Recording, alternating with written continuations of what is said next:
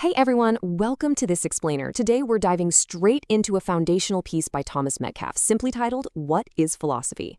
We're going to strip right past all that dense academic jargon, zero in on the absolute core of the field, and figure out exactly why it actually matters to us. Okay, let's dive into this roadmap.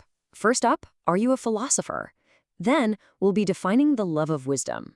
Third, we'll map out the branches of philosophy, and finally, we'll look at the point of it all. Section 1. Are you a philosopher? I have a really strong suspicion you're already doing some deep philosophical thinking without even realizing it. Like, have you ever just found yourself staring up at the night sky and wondered, does God exist? Or maybe you've caught yourself thinking about whether life actually has some grand overarching purpose. Well, if you have, boom, you've already stepped right into the realm of philosophy. Or how about this one? Is beauty really in the eye of the beholder? Think about it. When you look at a painting, or listen to a killer piece of music, or even just take in a stunning landscape, are you recognizing some objective, universal standard of beauty? Or is the whole thing entirely subjective, just happening inside your own mind? Seriously, that right there is a classic philosophical puzzle. Or just think about watching the news, or maybe getting into an argument with a friend. What actually makes actions right or wrong? Is a newly passed law genuinely fair or truly just? The truth is, if you've ever wrestled with these kinds of everyday moral or aesthetic dilemmas, congratulations, you're already a philosopher. Section 2. Defining the love of wisdom. So now that we know we're already doing it, let's actually peel back that first layer and look at the formal academic boundaries. At its most general level, philosophy is simply the pursuit of wisdom, truth, and knowledge. In fact, the word itself literally translates from ancient Greek as the love of wisdom. Whenever we sit down to really think about those deep, fundamental questions, the nature of the universe, the limits of human knowledge, or what life actually means, we are actively engaging in philosophy. And this definitely isn't some modern invention. This kind of deep thinking has been found across all parts of the world, both today and way back in the ancient past. And this brilliantly illustrates exactly how philosophy stands apart from other academic disciplines. You see, philosophers generally consider questions that are just much broader and much more fundamental than other fields. Let me give you an example.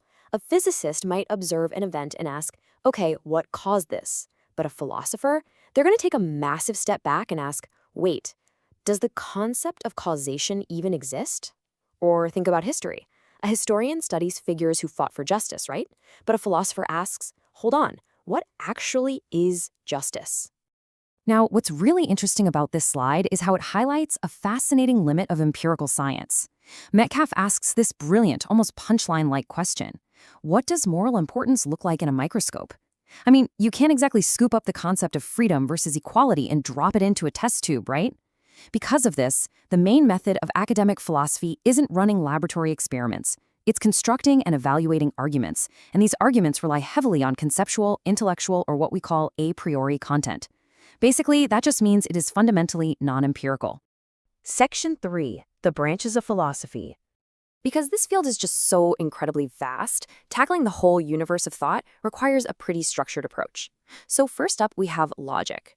Look, since a philosopher's absolute main tool is the argument, you really need solid rules for how to build a good one. And logicians study exactly that, what makes reasoning sound or what makes it totally flawed. They actually often use these highly structured, formal symbolic languages just to test whether a conclusion truly logically follows from its premises. It is basically the structural mathematics of human thought. Next up is metaphysics. Now, this branch dives right into the very constituents of reality itself. Metaphysicians are the ones studying what sorts of entities actually exist out there in the universe. They're constantly asking what the world is fundamentally made of and how objects or events might cause or even explain one another. Basically, whenever you catch yourself wondering about the nature of time or whether we actually have free will, yep, you are doing metaphysics. Then we have epistemology.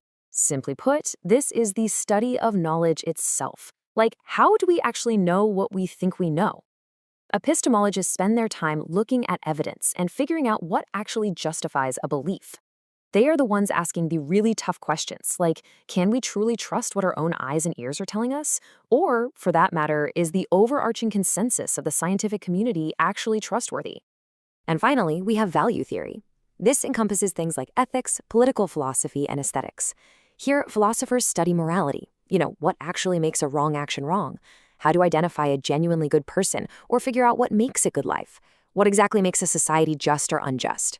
This branch is huge because it takes all those giant abstract thoughts and grounds them right down into the practical judgments we literally make every single day. But hey, the field certainly doesn't stop with just those traditional Western categories. As Metcalfe points out, people from all cultures contribute to philosophy. Now, Western academic philosophy has, historically speaking, really neglected voices from non-Western cultures, as well as women's voices. But today there are these incredibly robust, vital discussions happening in feminist philosophy, Africana philosophy, and so much more. And as the text rightly notes, when your ultimate goal is understanding all of existence in the broadest possible way, you need all the help and absolutely all the diverse perspectives you can get. Section 4. The point of it all. So, what does this all mean? Why does any of this intense academic pondering actually matter to us? Well, unlike chemistry or physics, philosophy doesn't always hand over a neat, tidy body of consensus knowledge. Truthfully, debates here are rarely resolved with absolute 100% certainty. But the pursuit itself, that is incredibly valuable. The whole point is to discover truth wherever it happens to lie, to learn how to live our lives a little bit better, and to deeply understand the strengths and the weaknesses of our own personal views. It teaches us to examine our choices and, quite simply, to reason better. Plus, honestly, it's just a whole lot of fun to think about this stuff. So the crucial point is that there is actually a highly concrete, practical payoff to all this rigorous thinking. The text points out that there are incredibly strong correlations between studying philosophy and high achievement in other academic areas. To put that into perspective, we're talking about very high GRE scores and exceptionally strong admission rates to professional schools. Basically, training your brain to parse out complex arguments just inherently makes you a much sharper thinker in absolutely every other area of your life. It's a total game changer. Let's move to and see how this builds into Metcalfe's ultimate takeaway definition. After exploring all these different facets we just talked about, he offers this synthesized conclusion. Philosophy is a largely, but not exclusively, non-empirical inquiry that attempts to identify and answer fundamental questions about the world, including about what is valuable and disvaluable. It is literally the ultimate quest for absolute clarity on the things that matter the most. But of course, we can't end a philosophy explainer without one last little twist, right? The author leaves us with this awesome meta question right at the very end of the text. He asks, is this a good definition? Because when you think about it, deciding whether that definition is accurate, complete, or logically justified, well, my friends, that is a philosophical question too. I'll leave you all to ponder that one on your own. Thank you so much for joining me to explore the love of wisdom today. Keep questioning, keep reasoning, and I'll catch you next time.